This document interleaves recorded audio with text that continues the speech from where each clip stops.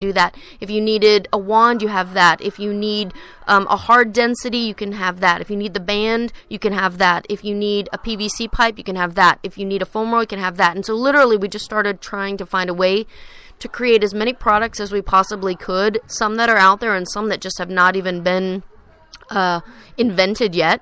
And we put them all together, and I work with an awesome inventor. He's the inventor of the Sandbell and Hyperwear vest, started the Hyperwear company here in Austin. Anyway, brilliant guy, Cosmo Rains, and kind of got with him and said, hey, here's what I need, and I want my athletes to be able to travel with this, want them to be able to take it to a competition. I want my therapist to be able to have one in their clinic, or like a Scott could have it at the gym, take it out to the Aztecs, or each player could have one, and literally they have an entire comprehensive system together that comes apart and goes together to be used in any way that you could possibly use it. And so that's kind of where it all started, and now we're just trying to get it made. We've got an investor group together and a bunch of brilliant minds, a manufacturer and a patent lawyer and all of the good stuff kind of coming together to get this made for the public now. That's just really awesome. That's really cool.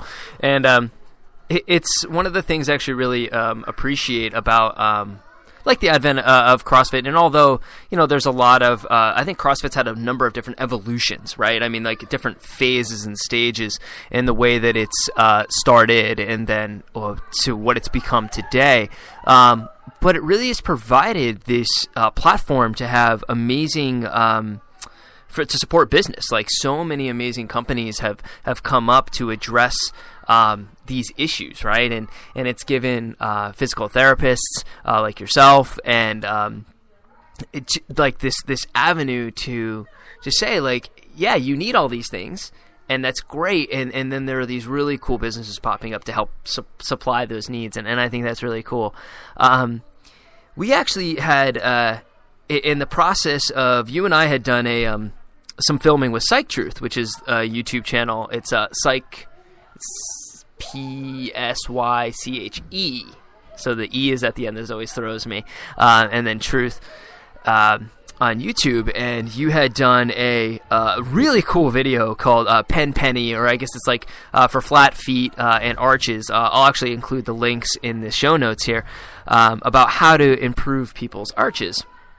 And I did one you did a follow-up video for that first video, which is like 400,000 views. It's nuts. And I did one to turn on hamstrings. And in the process, we had started talking about doing a squat series for them. And we kind of bound upon this whole, when talking about the squat, what to do with your knees. And I guess there's this whole debate now, which I didn't even realize there was a large debate, but talk to me about like where this knees out cue sort of came, and the debate surrounding it, and let's kind of flesh this out a little. You bet. So, I think one of the biggest issues with just squats in general, squats are one of the most functional movements we can make in life. I mean, think about all the times you squat, and it's a absolute, probably number one exercise that anyone on the planet uses if you are trying to include it in an exercise program, rehabilitation, any kind of sport or athletic arena. Squatting is going to be a part of the program. And so everybody's been wondering, like, for a long time, a lot of people get hurt doing squats. Why? Poor mechanics, poor technique, weakness, equipment malfunction, whatever it is. And we really started looking at it from a perspective of what is causing injury during squatting, because if this is such a great exercise, which it is absolutely, and we benefit from it so much, why are people getting injured with it? So it first started with, if you've ever seen somebody kind of do a poor squat, especially females for some reason have a tendency to have their knees fall in. That really creates a lot of stress to all of the structures of the knee, the hip, the foot, that are not supposed to be generating force in that position. And so it started off where everybody's trying to correct that mechanic for people whose knees drop in. But then what happened in the process is once you obtain neutral, then there was starting to come around this evolution of now we need our knees to really kind of be turned out so that you can activate glutes to be able to generate force through the squat. But then what happened with that backlash was we were seeing in the medical community, again, injuries were starting to happen. But everybody's like, well, we're doing these squats now. We figured out we got to get our glutes firing. Our knees aren't falling in anymore. But why are these people's knees and hips getting injured? Well, if you over-rotate, if you think about the shin, and when people give the cue to turn the knees out, you over-rotate, you pin the meniscus, which is the cartilage between the knee joint, and you pin the labrum in the hip joint in a position it's also not designed to be able to manage forces with. And so we kind of start creating another problem by over-correcting or over-rotating hips and knees from a squat position. So it's really about us all kind of going back to finding the happy medium. You know, we want neutral mechanics. We want the arch to be activated so that the foot is in a neutral position. Then we want the knee to actually be able to function in its plane of motion, which is the sagittal plane. It's in that front position, basically, right? The knee basically hinges.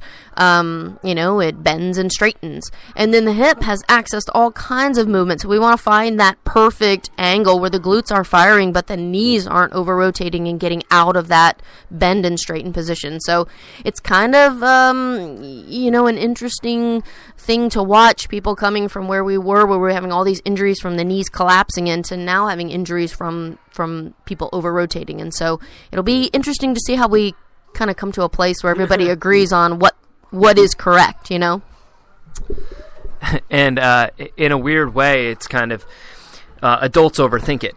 And really the answer is, children are brutally honest, which is kind of what's beautiful about it, is that they're not brutal. They're just honest, and there's honesty in it. And one of the things that I love is that there's honesty in their movement. And because they are wired in a way that has not been, up until the age of maybe about 3, I guess 4, when they start going to nursery school and they start sitting a lot, then we've started disrupting some of those mechanics. But before then, there's really this natural way in which they figure it out, but also their internal body is directing them in their development. And when you watch children squat, and then you also go and watch someone like an Olympic weightlifter, they have a very childlike squat. And I've become sort of a squat connoisseur, and I love squatting.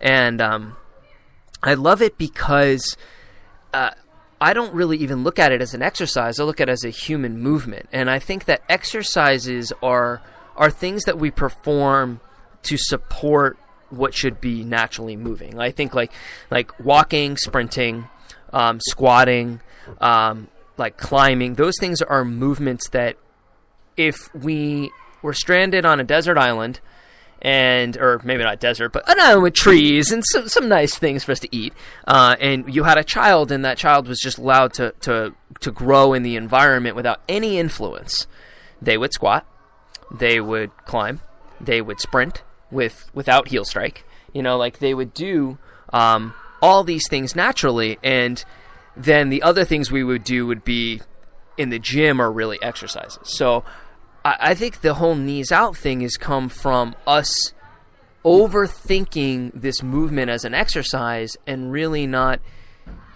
taking a more sensical approach and say, well, what is the movement designed to do? And then how do we just create tension and pressure to brace ourselves under load? And one of the things that I immensely I think is one of the greatest tools is this penny. Because it's this arch exercise where we trigger the foot, and then the knee can kind of follow suit. So can you tell the audience just a little bit about penny as a way to signal your arches? Because I'll actually want to talk about how we could I think we can fix the knees out debate. I think we can fix the squat debate if we just teach the hip and arch to work and let the knee follow suit. I 100% agree. Penny it is just a funny way that we use to, teach patients in our clinic. Obviously, we treat a lot of foot and ankle injuries, and a lot of them stem from arch weakness. So you've heard of people with fallen arches and or pronation or overpronation. Really, the arch is just the, structure of the foot that allows it to be able to absorb load, right? So when we walk and we run and we lift, it is what is going to absorb, the forces from the ground and from our bodies, whether we're jumping or walking or running. And when the arch doesn't act as that shock absorber initially or create a perfect place for us to absorb that load, then things start to kind of collapse. I mean, I call it like a car with shocks that maybe are a little bit crooked. And you're fine going through the neighborhood, but you hit a pothole or two, you're really going to do a lot of damage because you don't have the ability to absorb, that load in a strange environment. So by focusing on the feet first, you're right. Everything above that really does tend to kind of fall into place if all of the the mechanics are there and the muscles are functioning the way they need to either. So I would say once you get the arches activated, we use the penny term because we put a penny under the big toe joint and then we put a pen under the area of the arch.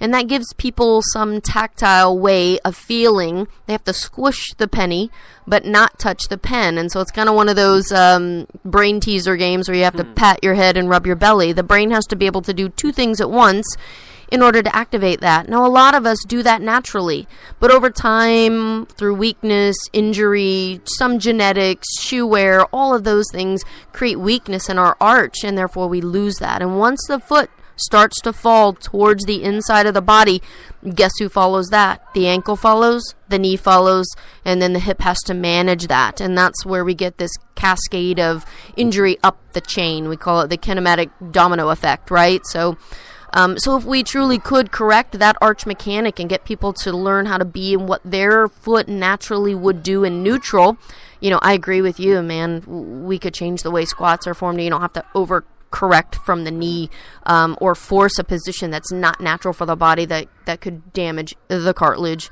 in the ways that we're seeing it now. And that's yeah, I'm right on board with that. And actually, the way that I've started to rethink this is that the knees out is a cue. Really, I mean, all it is a cue, and I think it's a cue that's in reaction to the arches. Because whenever you see someone unable to align their hip mechanics with their ankle mechanics, it's really coming from a place of the foot first. And then instead of reacting to that, instead of taking the shoe off on the client or the athlete or and working at the arch and then getting a nice slight bend in the knee and then working on the hip mechanics to push the hips forward, you should be able to keep a lifted arch with a slightly bent knee and your hips pressed forward. And I've been teaching that as position one. And in the Olympics, Olympic weightlifting, your position one is kind of generally overly simplified. It's described as like knees slightly bent, knees out, hips forward. And really it's an arches lifted and, hips pressing forward and thighs open slightly. And I find that if you, that you don't cue joints. I mean, it's like joints don't move, right? Joints are where two levers join and the muscles move those levers and just at that pivot point. But the knee is a joint, right? I mean, the knee is a joint, and by telling someone to move the knee, something whack is going to happen because there is no real proprioceptive. I mean, yeah, there are mechanoreceptors, but there's really no a contractile control there at the knee. So I think it's more of like, I like to get, like you saw, I was working with a kid today who I had him take his shoes off, and we did penny. So he pushed down, he squished the penny with the bottom of his big toe. He lifted his navicular bone with his arch off the pen, and we set position one. I had him just slightly bend his knees. He squeezed his butt. I told him just to keep his thighs open, so thighs instead of knees. Like, open the thighs, because you can only open the thighs so far, but you can push the knees beyond that. And then he sat in that position, and then I told him to squat on the pen and the penny. And it really cued him to just go drop back into the heel, keep the arch lifted, and it just looked perfect. It was great. So I feel like this debate might be people